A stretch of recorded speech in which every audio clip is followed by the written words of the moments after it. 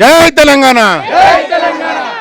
ఎప్పుడెప్పుడు ఆయన ఎదురు చూస్తున్నట్టు ఈ తెలంగాణలో మున్సిపల్ ఎలక్షన్లు, మరి రేపు జరగబోతున్న మున్సిపల్ ఎలక్షన్లో పెద్దంబర్పేట మున్సిపాలిటీలో జరుగుతున్న మొదటి వార్డు ప్రచారంలో భాగంగా ఈరోజు వెంకటేష్ గౌడ్ మొదటి వార్డు అభ్యర్థిగా మరి ప్రకటించుకొని మరి ఈరోజు ప్రచారంలో ప్రారంభించినాం.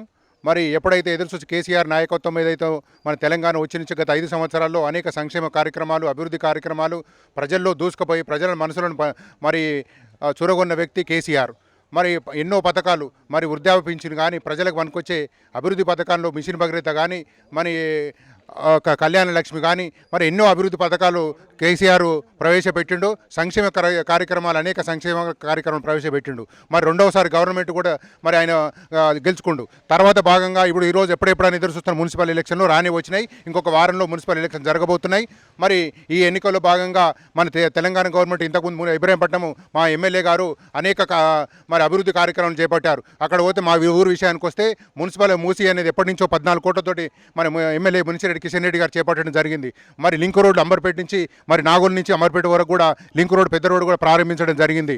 మరి ఈ కార్యక్రమం మా ఊరి విషయానికి వస్తే అనేక అభివృద్ధి కార్యక్రమాలు, మంచినీటి విషయంలోకి వస్తే మన పెద్దమరపేట మున్సిపాలిటీలో దాదాపు నాకు తెలిసినంత వరకు 45 కోట్ల వరకు మంచినీటి నీరు తీసుకురావడం జరిగింది.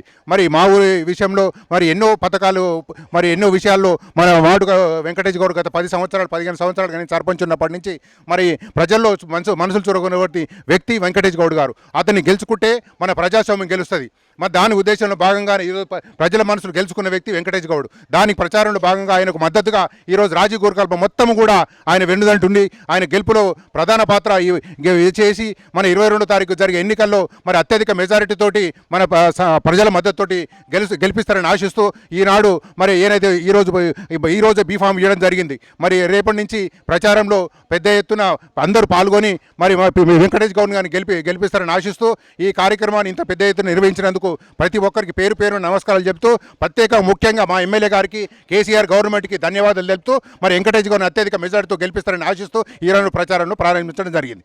జై తెలంగాణ.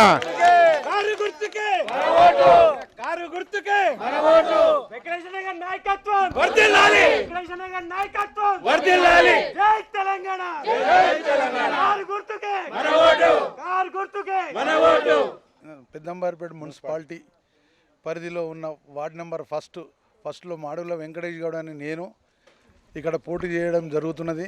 గతంలో పంచాయతీ నెంబర్ కూడా చేశాను నేను. దీనికి భాగంగా నేను 2008 నుంచి ఇక్కడ సేవలు అందిస్తున్నాను. ఇప్పుడు వచ్చింది నాకు ఛాన్స్. కానీ 2008 నుంచి నేను ఇప్పటి వరకు ప్రతి ఒక్కరికి ఏ రాత్రి పిలిచినా నేను వచ్చిన వ్యక్తిని. నేను ఎవరు కూడా ఇక్కడ ఏం సేవలు చేయలేదు. ఇది దాన్ని భావించి మీరందరూ నాకు ఓట్లేసి అత్యధిక మెజారిటీతో గెలిపించగలరని కోరుకుంటున్నాం. ఇప్పుడు హామీ అంటే చూడు, ఇక్కడ గవర్నమెంట్ చేసే పనులు ఏమున్నాయో అవన్నీ డెవలప్మెంట్ చేయడానికే వస్తున్నా. నేను ఎప్పుడు కూడా ప్రజల వరకే నేను అందుబాటులో ఉంటాను.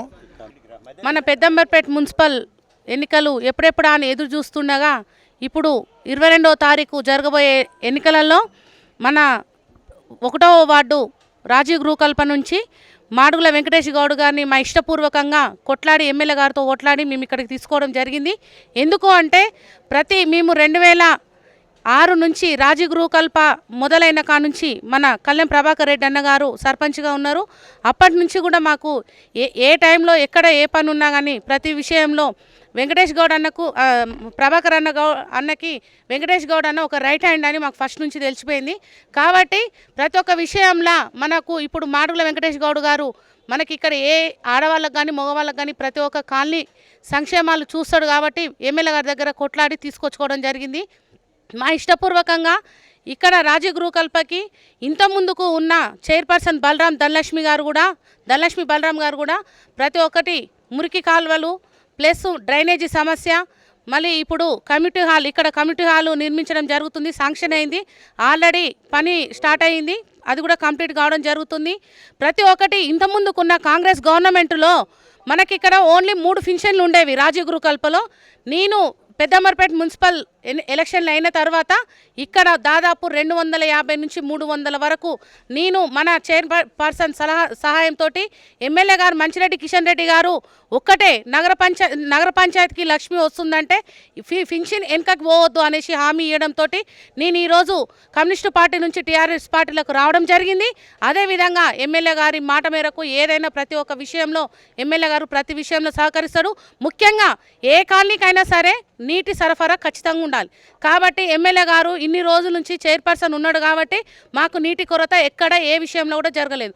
ఒక్కరోజు రాకపోతే మాకు నీటి కొరత చాలా సమస్యగా ఉంటుంది.